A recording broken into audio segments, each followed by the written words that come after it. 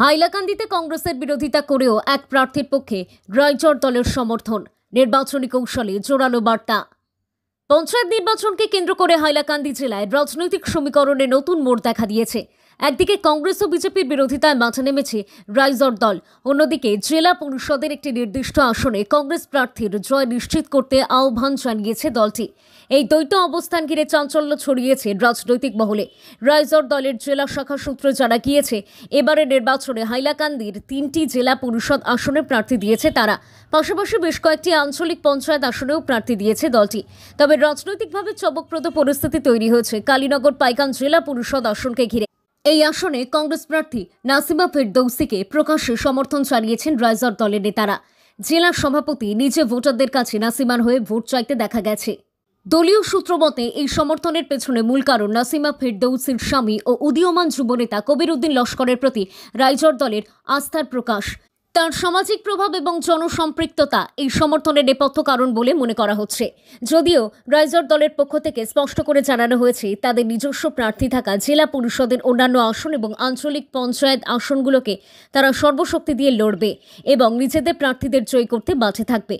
পঞ্চায়েত ব্যবস্থায় চলমান দুর্নীতি ও প্রশাসনিক অনিয়ম রুখতে এবারের নির্বাচনে রাইজর দল একটি বিকল্প শক্তি হিসেবে আত্মপ্রকাশ করতে চায় বলেও জানান দলের শীর্ষ নেতারা। এমন অবস্থানে জেলার রাজনৈতিক বাতাবরণে জোরালো আলোচনার জন্ম দিয়েছে রাইজর দলের এই কৌশল। ভোটাররা কি বার্তা দেন তা জানার জন্য এখন অপেক্ষা ভোটের ফলাফল ঘোষণার। ব্যুরো রিপোর্ট, নিউজ অবিকল। আজকে রাইজর দলের সম্মানীয় জেলা সভাপতি কমরুল ইসলাম বড়ভাইয়া বিস্তারিত তুলে ধরেছেন। হাইলাকান্দি জেলায় রাইজর দলের তরফ থেকে 3টা জেলা পরিষদ আসনে প্রার্থী দেওয়া হয়েছে।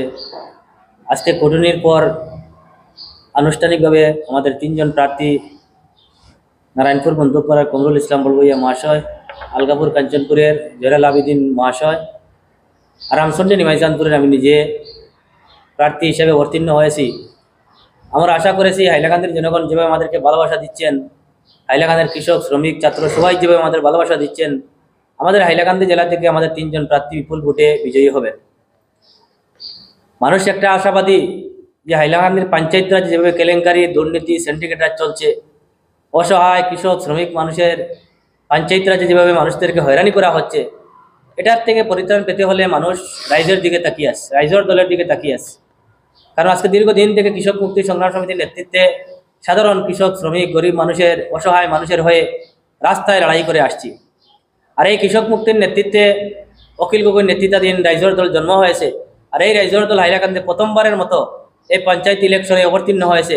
তাই মানুষ আশাবাদী যে রাইজর দলের প্রার্থীরা যদি জয়ী হন, হাইলাকান্দির জনগণকে, হাইলাকান্দির কৃষক, শ্রমিক, গরিব, অসহায় মানুষকে একমাত্র এই রাইজর দল ন্যায় দিতে পারবে। তাই মানুষ একমাত্র রাইজর দলের দিকে তাকিয়ে আছে। আজকে আপনারা দেখছেন যে হাইলাকান্দির বিভিন্ন দল ক্যান্ডিডেট দিয়েছে। বিশেষ করে ভারতীয় জনতা পার্টি, বিজেপি দলকে হাইলাকান্দি থেকে যদি বিদায় দিতে হয়, তাহলে শক্তিশালীভাবে রাইজর দল যেভাবে মাঠে নেমেছে, জনগণ একমাত্র রাইজর দলের দিকে তাকিয়ে আছেন। আজকে কংগ্রেস দলের প্রতি মানুষের অনেক বিতৃষ্ণা এসেছে। মানুষ ভাবছিল যে এই বছর কংগ্রেস দল হয়তো ভালো ভালো ক্যান্ডিডেট দেবে, কিন্তু আমরা দেখেছি কংগ্রেস দল যে সমস্ত ক্যান্ডিডেট ঘোষণা করেছে, টাকার বিনিময় করেছে, টাকা দেখিয়ে ওনাদের যোগ্যতা নির্ধারণ করেছে। কিন্তু আমাদের রাইজর দলের সম্মানীয় সভাপতি সহ রাইজর দলের কর্মকর্তারা যে সমস্ত প্রার্থীদেরকে ইতিমধ্যে সিলেকশন করেছেন, আপনারা দেখছেন আমাদের আলগাপুর কাঞ্চনপুরের ক্যান্ডিডেট আমাদের জয়নাল আবিদিন মহাশয় একদম মাটির মানুষ, না পয়সা আছে না টাকা আছে, শুধু মানুষের ভালোবাসা নিয়ে উনি আসেন। আজকে বন্দুকপাড়া নারায়ণপুরের ক্যান্ডিডেট আমাদের কমরুল ইসলাম বড়ভাইয়া মহাশয় একজন জননেতা বললেই চলে। জনগণের সঙ্গে উনি রাত দিন 24 ঘন্টা কাজ করেছেন, কিন্তু নেই টাকা, নাই পয়সা। ঠিক একইভাবে রামচন্ডী নিমাইচাঁদপুরের আপনারা দেখছেন আমাকে প্রার্থী করা হয়েছে। আজকে দিন রাত মানুষের সঙ্গে লড়াই করেছি, কিন্তু আমাদের শক্তি একমাত্র জনগণ, আমাদের শক্তি আমাদের দল, কিন্তু নেই আমাদের শক্তি টাকা, টাকা পয়সা আমার কাছেই নেই, কিন্তু আমাদের শক্তি আছে, আমাদের জনগণ আমাদের সঙ্গে আছেন। কিন্তু অন্যান্য দল যে সমস্ত টিকিট দিয়েছে, ধনী ধনী কোটি কোটি মানুষকে, টাকাওয়ালা মানুষকে টিকিট দিয়েছে। তাই এই বছর যে হাইলাকান্দি যে লড়াই হবে, আমি আগেই বলছি যে ধনী ক্যান্ডিডেটের বিরুদ্ধে গরিবী ক্যান্ডিডেটের লড়াই হবে। কারণ হাইলাকান্দির 80% মানুষ কৃষক, শ্রমিক, ওনাদের ভালোবাসা আমাদের প্রতি আছে। আর ওনাদেরকে নিয়ে আমাদের আগ বাড়বো। আমরা আশা করেছি হাইলাকান্দির 3টি জেলা পরিষদ আমরা দখল করব এবং হাইলাকান্দির মানুষ বিপুল ভোটে আমাদেরকে জিতিয়ে দেবেন এবং আমাদের নেতৃত্বে হাইলাকান্দি জেলা পরিষদ ভোট গঠন হবে। আমরা যদি নির্বাচিত হই, আজকে আমি নিজেই রামচন্দ্র নিমাচন্দ্র ক্যান্ডিডেট হিসেবে বলছি, যদি জনগণ আমাদেরকে বিজয়ী করেন, তাহলে আমরা প্রথম কাজ থাকবে হাইলাকান্দির পঞ্চায়েতের সিন্ডিকেট রাজ বন্ধ করা। কারণ আমরা দেখেছি, আমরা গ্রামে যাই, মানুষের একটাই আবেদন যে পিএমআই ঘরের জিও টেকিংয়ের নামে মানুষের কাছ থেকে টাকা কালেকশন করা হয়। পিএমআই ঘরের প্রথম কিস্তি দিতে গিয়ে মানুষের কাছ থেকে টাকা কালেকশন করা হয়। অরুণোদয় প্রকল্পের নামে টাকা কালেকশন করা হয়। কৃষি ভাতার নামে টাকা কালেকশন করা হয়। জব কার্ডের কাজ একজন করার পর ওনার কাছ থেকে যদি 2000 টাকা ঢুকে, তাহলে 500 টাকা জব কার্ড হোল্ডারকে দিয়ে 1500 টাকা নিয়ে যাওয়া হয়। আমাদের প্রধান কাজ থাকে সিন্ডিকেট রাজ বন্ধ করা, জব কার্ড হোল্ডারদেরকে ন্যায় দেওয়া, পিএমআই গড়প্রাপ্তদের ন্যায় দেওয়া, কৃষক শ্রমিকদের ন্যায় দেওয়া। গ্রামীণ যেগুলো রাস্তাঘাট আছে, মানুষ অনেক, আমার এরিয়ার আমি দেখেছি ম্যাক্সিমাম রাস্তা খারাপ, গ্রামীণ এলাকার মানুষ বাড়ি চলাচল করতে পারছে না। গ্রামীণ এলাকার আমাদের প্রধান কাজ থাকে গ্রামীণ এলাকার রাস্তাঘাট সংস্কার করা এবং দুর্নীতি বন্ধ করা। দুর্নীতির বিরুদ্ধে আমরা প্রথম থাকবে জেহাদ ঘোষণা করা এবং কৃষক শ্রমিক সবাইকে ন্যায় পাইয়ে দেওয়া আমাদের প্রধান কাজ থাকবে।